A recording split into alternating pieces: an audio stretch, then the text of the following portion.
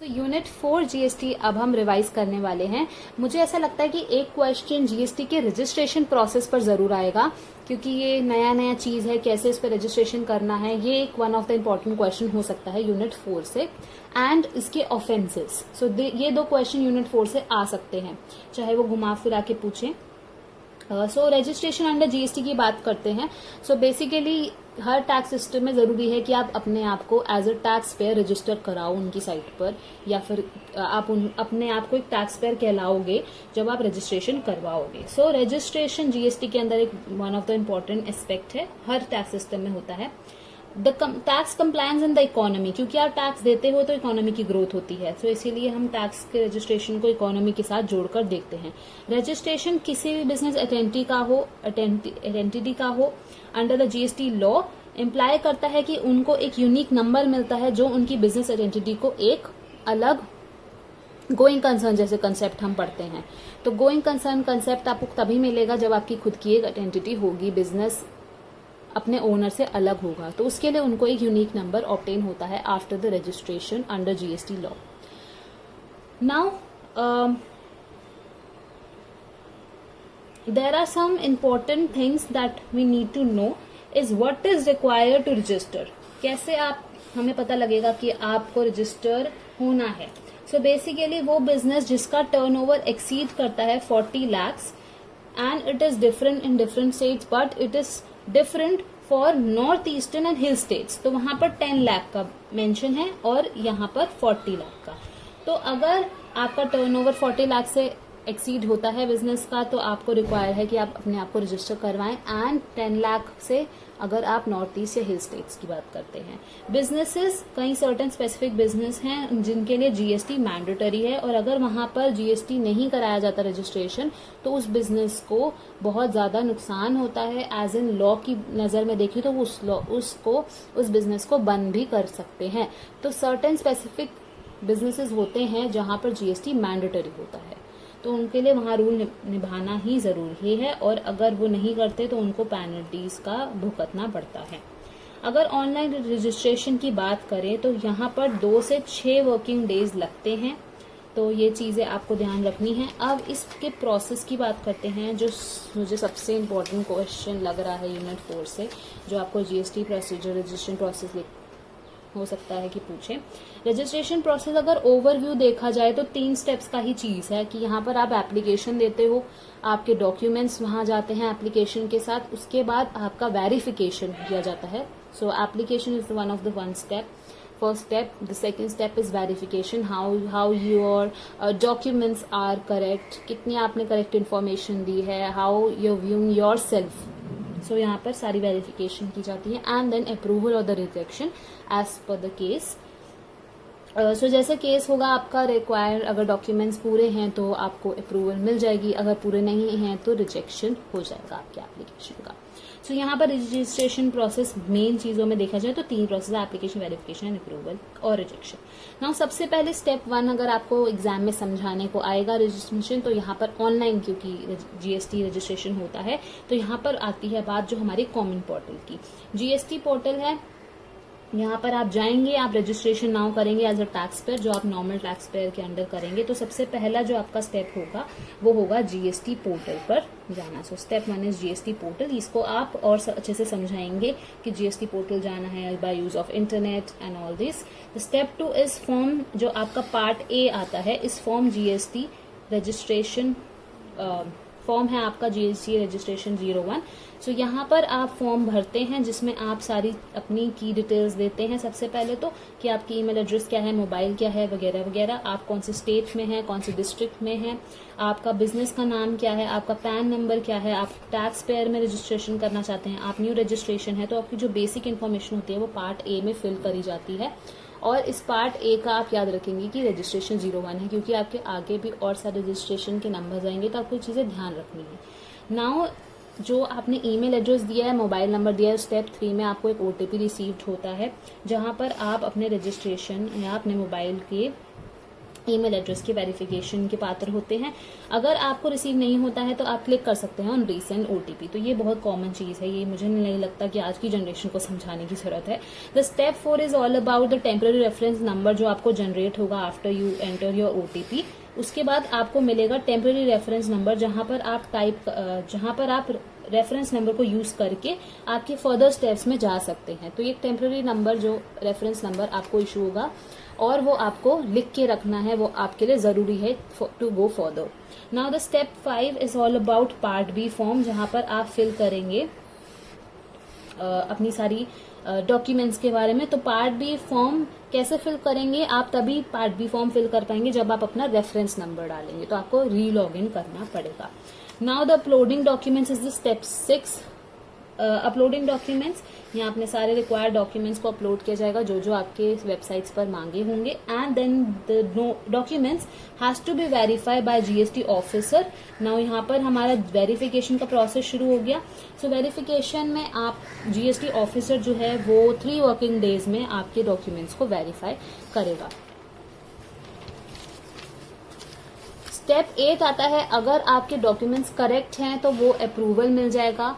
ठीक है, सो अगर GST ऑफिसर कहता है 3 वर्किंग डेज में कि आपका जो डॉक्यूमेंट्स एकदम सही है तो अप्रूवल मिल जाएगा और आपको इशू हो जाएगा certificate of registration. Certificate of registration का फॉर्म आप याद रखिएगा, GST रजिस्ट्रेशन 06।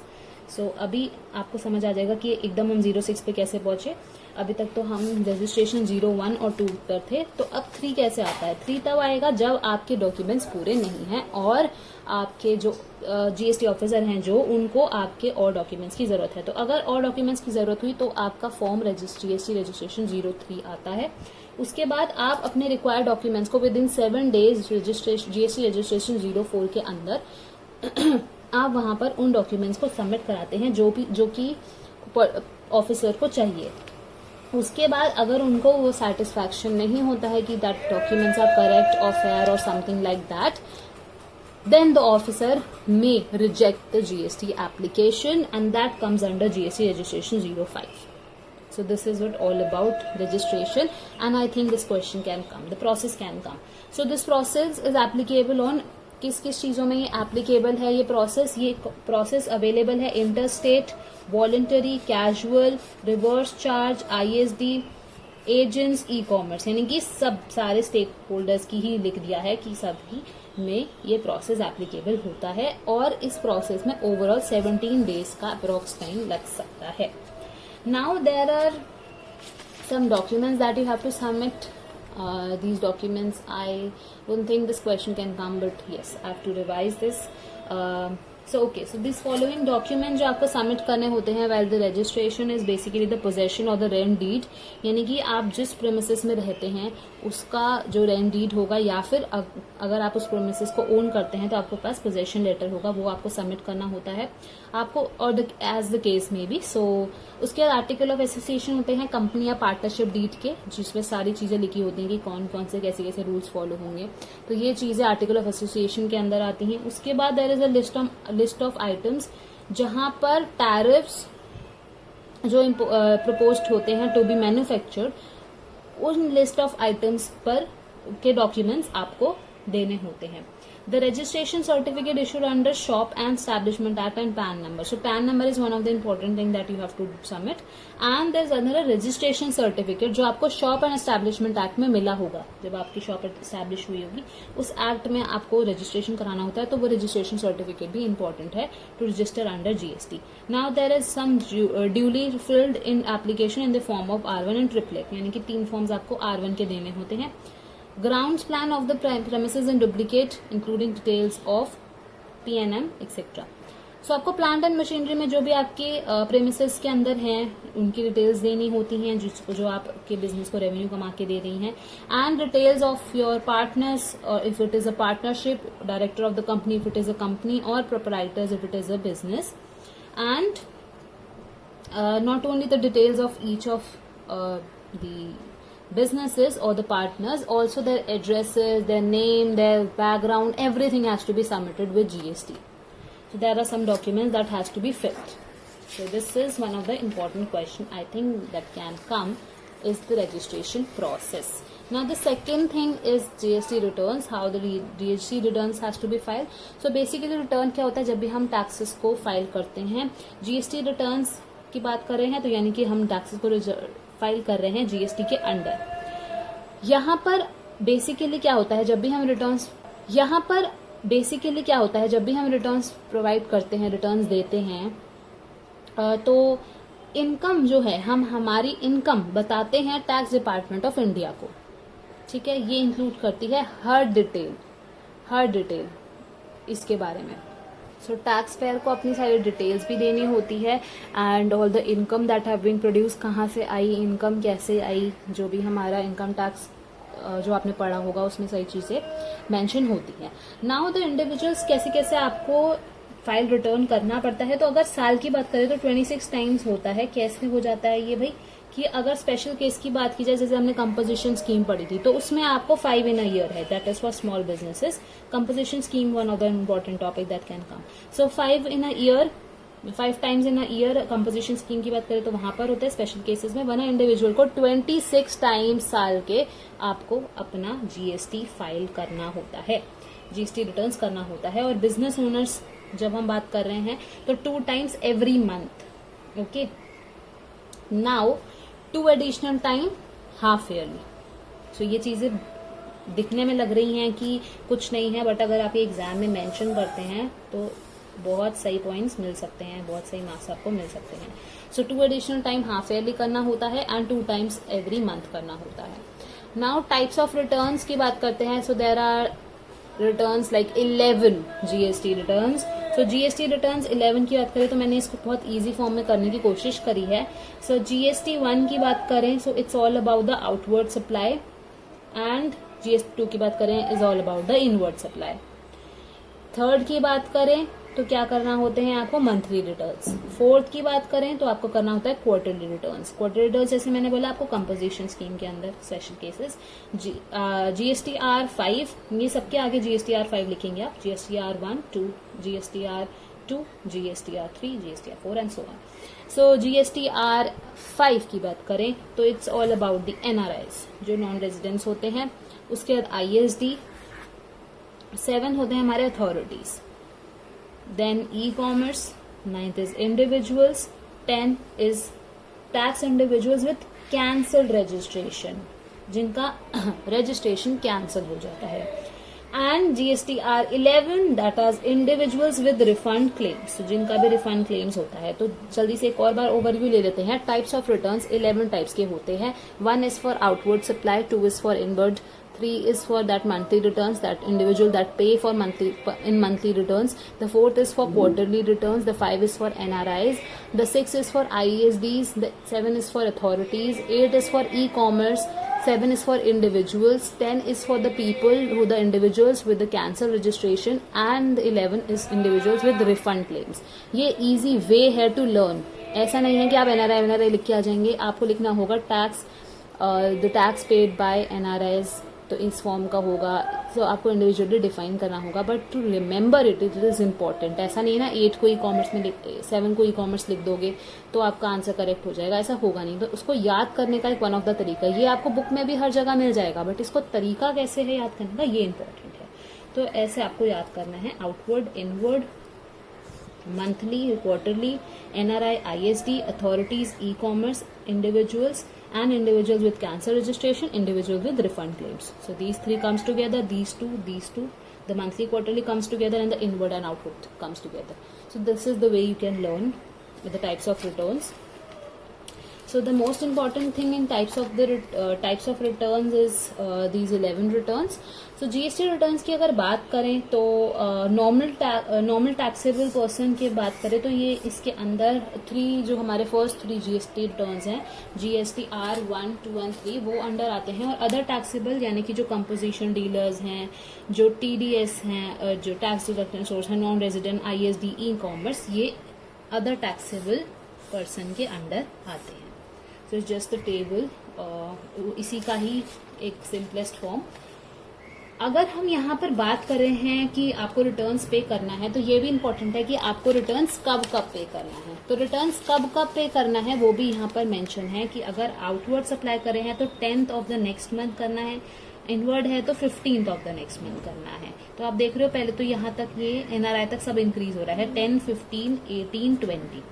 तो this is the way you can learn it. Now the ISD is 13th.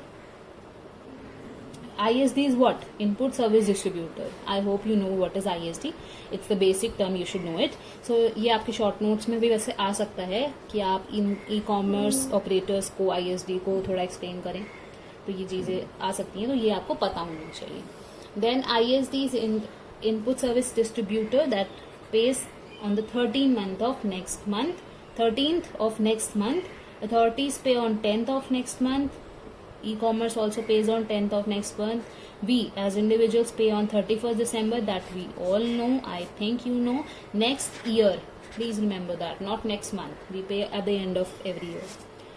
And GSTR 10 is tax for individuals with cancel registration. उनको अपने cancel registration के 3 महीने के अंदर अंदर टैक्स GST पे करना होता है।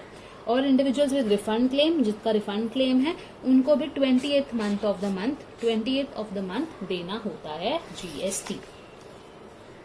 अब हमारे नेक्स्ट टॉपिक की अगर हम बात करें, वो है हमारा GST असेसमेंट।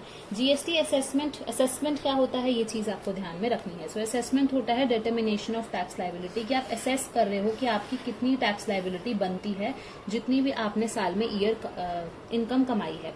सो उसका डिटर्मिनेशन होता है। असेसमेंट की बात करें तो इसमें 2 चीजें आती हैं। या तो आप सेल्फ असेसमेंट कर रहे हो, सेल्फ आपको पता है आपको कितना टैक्स पे करना है, सारा असेसमेंट आपने अपने आप का खुद किया है, उसको हम सेल्फ असेसमेंट कहते हैं, जो कि बाय टैक्स पेयर होता है।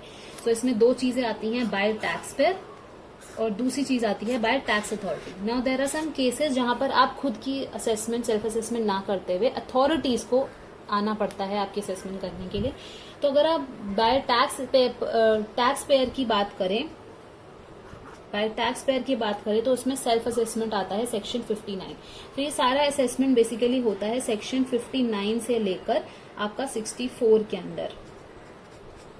सेक्शन 59 में आपका आता है सेल्फ असेसमेंट, जो कि आप अपनी खुद की टैक्स लायबिलिटी को असेस करके उसको पे करते हो। उसके बाद आपके पास आता है by tax authorities. So tax authorities के अंदर आपके प्रोविजनल असेसमेंट्स आते हैं, समरी आती है, scrutiny of returns, best judgement assessment क्या होता है समझाती हूँ। So provisional assessment is basically कि जब आप डिग्री मिलती है आपको फर्स्ट टाइम, तो कैसी मिलती है, प्रोविजनल सर्टिफिकेट मिलता है, उसके बाद आपको डिग्री मिलती है। डायरेक्टली डिग्री नहीं मिलती, उसको बनाने में टाइम लगता है, लेकिन आपको आगे एडमिशन लेना होता है, तो इसलिए आपको प्रोविजनल सर्टिफिकेट्स दिए जाते हैं। तो वैसे ही प्रोविजनल असेसमेंट होता है। प्रोविजनल असेसमेंट होता है कि अगर आपको जैसे कुछ रिटर्न्स फाइल करने हैं या कुछ काम करना है, तो प्रोविजनल असेसमेंट होती है, और उस प्रोविजनल असेसमेंट के इशू होने के बाद उसके अंडर 6 मंथ्स के अंडर आपको फाइनल रजिस्ट्रेशन करनी होती है।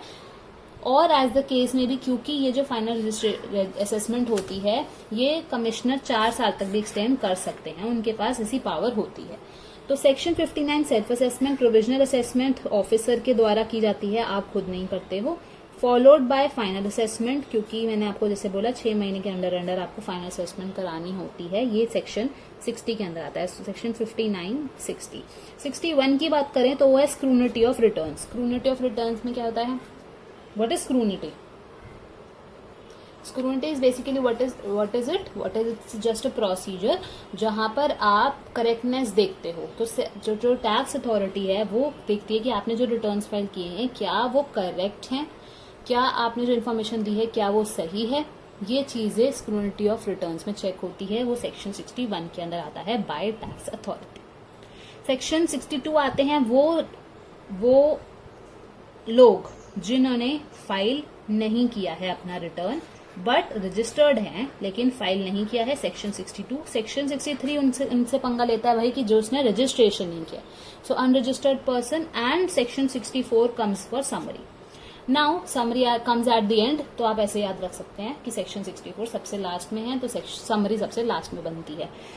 सेक्शन 59 समझ आया, सेक्शन 60 समझ आया। सेक्शन 61 क्या है, स्क्रूनिटी ऑफ रिटर्न्स हो रही है कि आपने रिटर्न जो फाइल किए हैं उसकी क्या करेक्ट है, वो क्या वो इन्फॉर्मेशन आपने जो प्रोवाइड की वो गलत तो नहीं है। उसके बाद सेक्शन 62 और 63 आता है बेस्ट जजमेंट असेसमेंट के अंडर। बेस्ट जजमेंट असेसमेंट के अंदर होता है कि जो टैक्स अथॉरिटीज होती हैं, जो ऑफिसर्स होते हैं, उनको अपनी जजमेंट के हिसाब से देखना पड़ता है कि जिन्होंने टैक्स फाइल नहीं किया उन्होंने क्या कमी की है, क्या गलत किया है, ये चीजें उनको देखनी होती है। तो अपने जजमेंट के हिसाब से वो काम करते हैं और अनरजिस्टर्ड पर्सन सेक्शन 63 के इसी के अंडर आते हैं। Section 64 comes for summary. So this is GST assessment overview. Now there are some offenses and penalties. Penalties की PDF आपको हमारे ऐप पर मिल जाएगी, क्योंकि पेनल्टीज को लिखकर समझाना कोई यूज नहीं है, पेनल्टीज इजी है। सबसे इम्पोर्टेंट चीज इसमें यही है कि जब पेनल्टीज की बात आती है तो 100% पेनल्टी लगती है, या फिर जो मिनिमम अमाउंट बोला जाता है वो 10,000 का बोला जाता है। तो ऑलमोस्ट हर सेक्शन में ऐसे ही पेनल्टीज हैं, तो वो आप हमारी ऐप पे जाकर डाउनलोड कर सकते हैं, वेबसाइट मैंने प्रोवाइड करी है। अब ऑफेंसेस की बात कर लेते हैं। So basically offences and penalties हमारे सेक्शन 122 टू 138 के अंदर आता है। सो मुझे ऐसा लगता है कि आपके पेपर में ऑफेंसेस पर एक क्वेश्चन बनता है।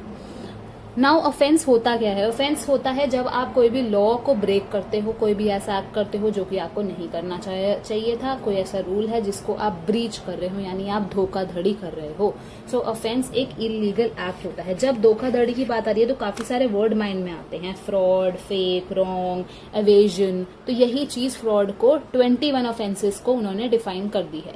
जीएसटी के अंडर जब हम ब्रीच की बात कर रहे हैं, यानी कि इलीगल एक्ट की बात कर रहे हैं, ऑफेंस की बात कर रहे हैं, तो क्या हो रहा है, उनके जो प्रोविजंस हैं जीएसटी एक्ट के अंदर उनको हम धोखाधड़ी से इस्तेमाल कर रहे हैं। सो उन प्रोविजंस का जब ब्रीच होता है, breach of the provisions of GST act and GST rules is basically the offences and penalties under GST that defines under section 122 to 138 of the GST act. Now there are 21 offences. 21 offences को याद करने का सबसे best तरीका है, जैसे इन्होंने means जो वेबसाइट है जीएसटी की, उन्होंने ही ऐसे डिफाइन किया है इन चीजों को। इसको बेस्ट तरीका ऐसे है कि आप डिफाइन कर सकते हो, जब आप सिर्फ फेक की बात हो रही है तो फेक क्या होता है, फेक क्या हो रहा है, जो चीज आपकी नहीं है आप उसको यूज कर रहे हो, आप उसको अपना बता रहे हो। तो इसको सिंपल मीनिंग से जोड़ने की कोशिश करो, don't go to memorization. So supplies without any invoice और फेक इनवॉइस, अगर आप सप्लाई कर रहे हो और आपके पास कोई इनवॉइस नहीं है, फेक इनवॉइस है, तो फेक और रॉन्ग इनवॉइस की बात हो रही है। इशू ऑफ एनी इनवॉइस, अगर आपके पास आप इशू तो कर रहे हो इनवॉइस लेकिन आप कोई सप्लाई नहीं कर रहे हो, तो यहाँ क्या हो रहा है, सप्लाई हो रही है लेकिन इनवॉइस नहीं है, यहाँ पर इनवॉइस है लेकिन सप्लाई नहीं हो रही है, और यहाँ पर या तो आप किसी और का आइडेंटिफिकेशन नंबर यूज कर रहे हो, तो आप रॉन्ग डील कर रहे हो। अब फ्रॉड की बात आ जाती है। फ्रॉड क्या होता है, आप फ्रॉड कर रहे हो अपनी इन्फॉर्मेशन को गलत देकर वाइल रजिस्ट्रेशन, या अपनी इन्फॉर्मेशन को गलत देकर ड्यूरिंग प्रोसीडिंग्स, जब प्रोसीडिंग्स हो रही थी तब आप गलत इन्फॉर्मेशन, तो गलत इन्फॉर्मेशन तो कभी भी दे सकता है ना बंदा जिसको फ्रॉड करना है। तो या तो फेक इन्फॉर्मेशन दे रहे हो वाइल रजिस्ट्रेशन, फेक इन्फॉर्मेशन दे रहे हो ड्यूरिंग प्रोसीडिंग्स, या फिर आप अपने फाइनेंशियल रिकॉर्ड्स को गलत दिखा रहे हो, आपके जो फाइनेंशियल रिकॉर्ड्स हैं वो गलत हैं। Tax evasion, tax evasion basically क्या होता है, एवेजन क्या होता है, जब हम टैक्स की चोरी करते हैं। टैक्स की चोरी कैसे की जाती है, या तो आप थोड़ा टाइमिंग इधर उधर कर दोगे, या तो आप इसके जो अंडर रिफंड्स हैं, क्लेम्स हैं, उनको लेने की कोशिश करोगे। जो आपकी रिकॉर्ड्स में आपको दिखाया जा रहा है उसमें आप सेल्स को कम दिखा दोगे ताकि आपको टैक्स, मतलब आपको अपनी इनकम को कम दिखा दोगे कि आपको टैक्स ना पे करना पड़े। यही चीज बिजनेस भी कर रहा है, कैसे टैक्स अवेज करेगा वो, देखो ना। सबसे पहला पॉइंट, सबसे 11th पॉइंट देखते हैं कि क्या है, सेल्स डाउन कर देगा अपनी, तो आप अपनी इनकम जैसे डाउन करके दिखा रहे हो, ठीक है। तो अब 7th पॉइंट क्या कह रहा है कि अगर आप अंडर स्पेसिफाइड टाइम पे ना करो, ऐसा कुछ करने की कोशिश करो कि टैक्स को आप चोरी कर पाओ। आप जीएसटी की क्लेम तो कलेक्ट कर लो लेकिन आप अपनी लाइबिलिटी को डिस्चार्ज ना करो, या फिर आप रिफंड ले लो लेकिन आप अपने टैक्स को पे ना करो, या आप आईटीसी क्लेम ले लो, यूटिलाइज कर रहे हो लेकिन आप जो गुड्स हैं उनको नहीं ले रहे हो, सिर्फ क्लेम कर रहे हो। तो ऐसे टैक्स एवेजन करने की कोशिश की जाती है ताकि टैक्स की बचाव कह लो या चोरी कह लो, तो टैक्स एवेजन किए जाते हैं। सो अभी तक आपने फेक, फ्रॉड और टैक्स एवेजन के अंडर चीजें पढ़ी है। फिर आती है supply of goods. Supply of goods के अंडर आता है आपका transport goods without proper documents. सो सप्लाई या ट्रांसपोर्ट आप इसके अंदर लिख सकते हैं। सो transport of supply of goods में आप विदाउट प्रॉपर डॉक्यूमेंट्स ट्रांसपोर्ट कर रहे हो, ट्रांसफर गुड्स हो रहे हैं which he knows will seize by authority. Confiscated का वर्ड आपको मिलेगा। कॉन्फिस्केटेड का मतलब होता है कि आप ऐसे गुड्स का ट्रांसपोर्ट कर रहे हो, सप्लाई कर रहे हो जो आपको पता है कि अथॉरिटी अपने कब्जे में ले लेगी, तो ये तो फ्रॉड ही कर रहे हो, गलत चीज कर रहे हो आप, इलीगल एक्ट है। तो transport of goods without proper documents, transport of those goods which you know will be seized by authority which is confiscated, and destroy or tamper goods which have been seized, जो goods seize हो चुके हैं उसको आप destroy कर रहे हो। अब अदर्स में आते हैं, तो आप 14 तक आपको हेडिंग्स आई होप याद हो जाएंगी। तीन से चार चीजें हैं इंडिविजुअल में। So it's fake, fraud,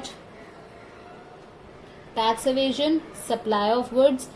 others की बात करें तो इसमें क्या क्या चीजें आती हैं। अगर आपने जीएसटी लॉ के अंडर रजिस्टर नहीं किया है, आपने टैक्स रिडक्शन एट सोर्स नहीं किया है, डिडक्ट नहीं किया है, कलेक्ट नहीं किया टीसीएस क्या होता है, टैक्स कलेक्टेड एट सोर्स। अगर आप आईएसडी हो लेकिन आपने आईटीसी के जो इनपुट टैक्स क्रेडिट है उसके रूल्स को वायलेट किया है, तो ऐसे ऐसे फालतू की चीजें जो कोई भी टैक्स पेयर करने की कोशिश करता है, वो सारी चीजें इसमें इंक्लूडेड कर दी हैं।